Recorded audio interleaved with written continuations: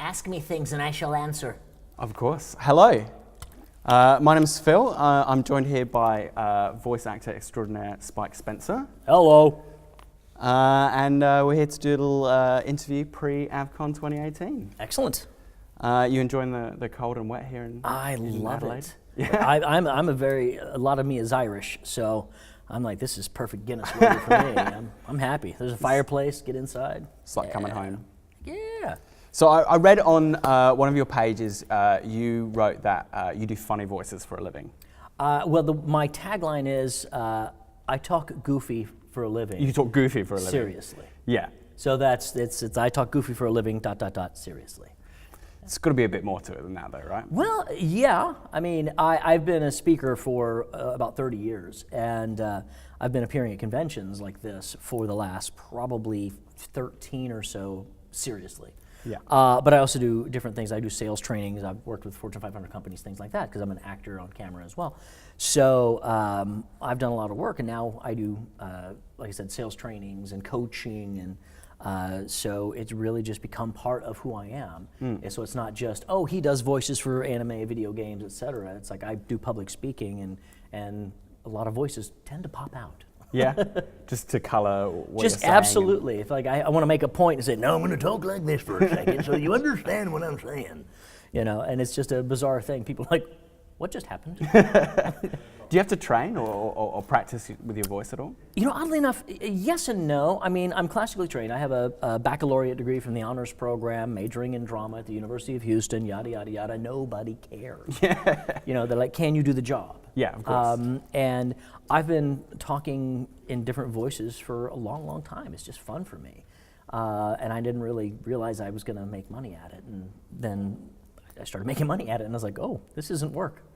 It's fun. Do something you love to do. Do you ever run into problems with your voice and you have to do a bit of remediation or? Sure. Every now and then, let's say you're doing a very strenuous voice work like League of Legends. I'm Colonel Kled.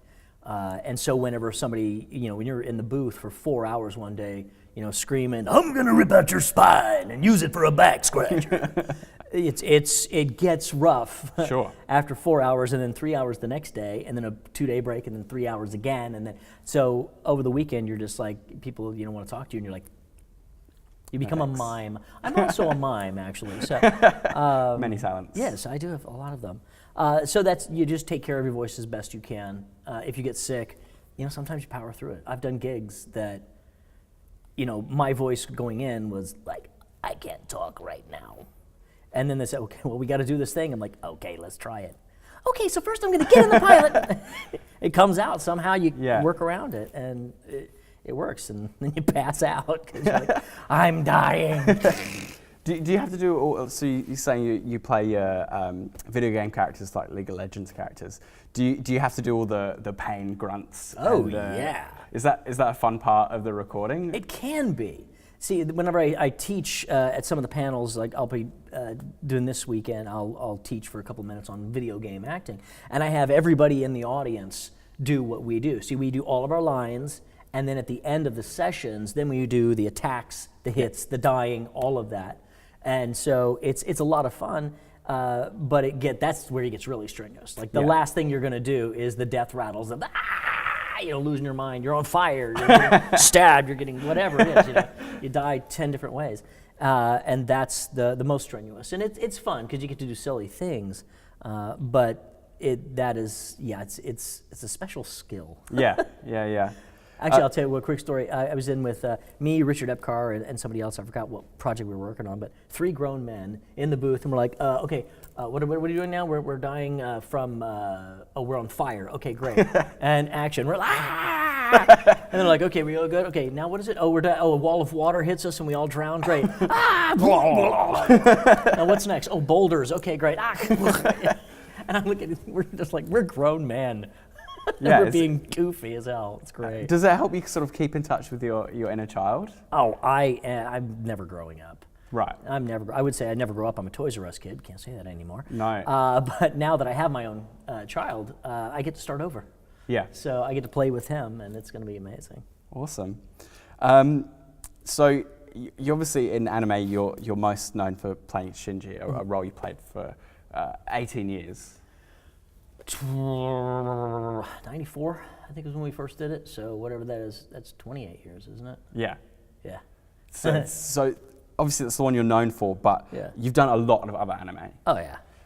Do you get a chance to watch most of them? I any gotta of them? tell you, I don't watch anime. You don't watch them at all? Because I have seen more anime than most everybody else. Right. I just see it from my scene to my scene to Yeah, my scene that's to my right. scene.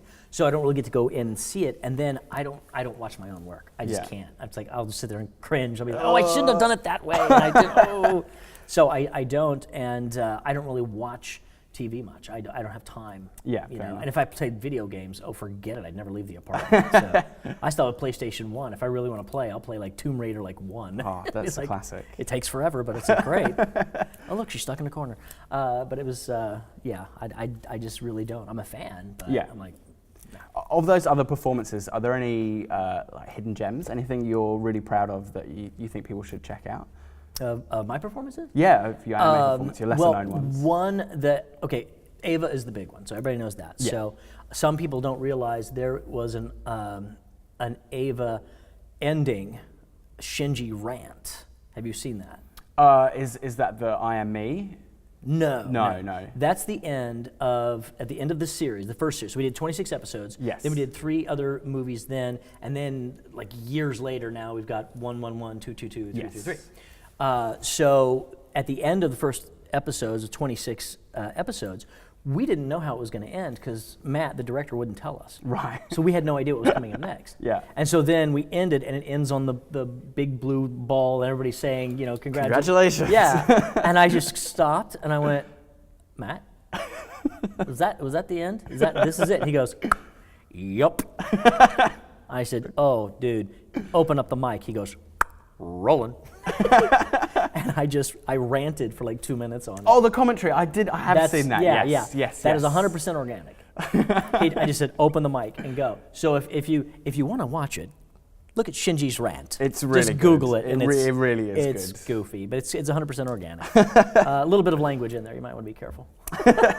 So anime characters are pretty free with their emotions. Oh, man, yeah. Some pretty larger-than-life situations, and there's shouting and emotion and carrying on. Yep. Do you ever struggle to let loose in the booth? No.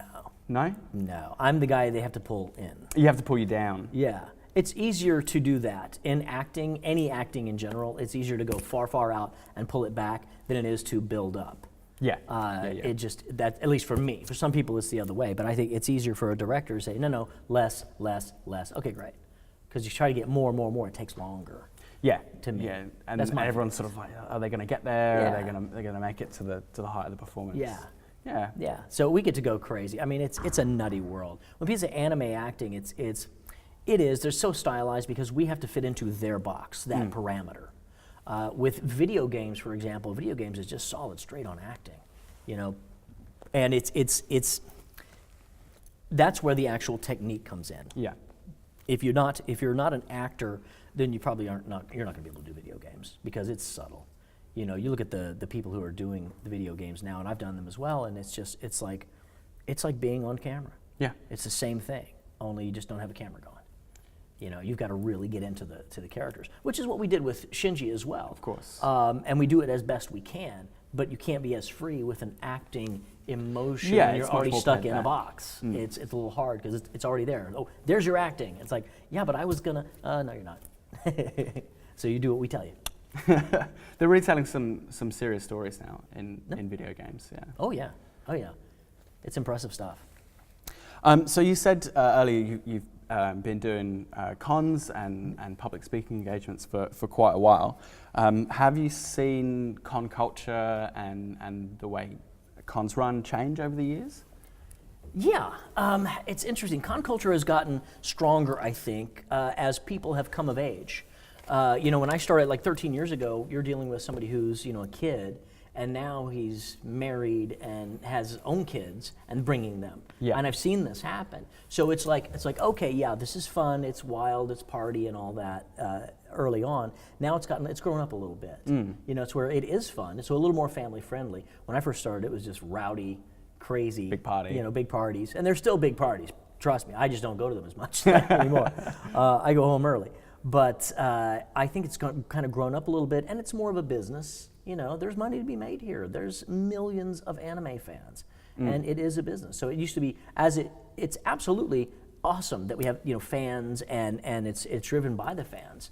There's no reason why people can't make a little money at it as well, because it is quite a big business, as you guys can attest. Well, AVCon's actually not-for-profit and volunteer-run. Sure. Is there a kind of difference to the culture of individual cons? Oh, Do they absolutely. have different feelings? Some of them are different. Some like your big New York Comic Cons, the big Comic Cons.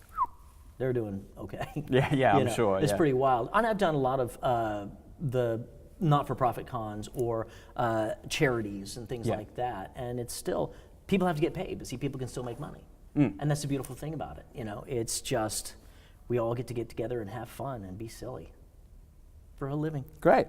And has the voiceover industry changed in that time as well? I think the voiceover industry is, hi, my face works. The voiceover industry has changed in that the technology has made it actually easier for us. Because when we were early on, if I was going to scream for 30 seconds, we had to fit it in. It had to be perfect. Right. Because sliding it or squeezing it or stretching it wasn't as easy. Yeah. It wasn't as good. So there was a lot more screaming. And now they can take the screaming and kind of tweak it, move it, and all of that. So that helps us. It helps us a little bit. But that's been, so we can move faster. Cool. I think that's more where it goes. And what are you looking forward to doing over the weekend? Oh gosh, I'm looking forward to the opening. You guys have had the best opening I've ever seen. Oh, cool. Last time when I was here, I was like, this is crazy cool, I love it. Looking forward to taking a jog up and down the river here. I didn't get to do that last time, and my wife wants to do that too. She runs marathons, and so it's like, we just want to get out and see the town a little bit more. Cause Adelaide's a beautiful city. It really is. I love it here. Yeah, we're so excited that we got to come back here, so we're going to make the most of it. Fantastic. And where can people find you over the weekend? I don't know exactly where. In the convention center. Of course, yeah. But you'll be doing a voice acting focused panel with Neil at some point over the weekend. I'm still a little fuzzy on that. Okay. I believe I've got one of my panels. See, I used to do, when I come to a convention, I do 3 panels. There was my 3. Yes. One was voiceover related, one was crazy things that happened at the cons, yes. and one was a dating and relationships panel. Right. That actually started at conventions many years ago, and it's blossomed into coaching and training that I do. And but this time I'm not sure. I know Neil and I are going to hang out and do some panels. I know I have one panel, which I'll probably have to fit a little bit of everything into. Right. But I honestly don't know when they are. Okay. So well, come find me. Yeah, it's all on your guide. So come check out Spike Spencer. Absolutely. Thank you very much for I'll be in joining there somewhere. us. Yeah. Thanks very much, mate. My pleasure. All right. I'm glad to be here.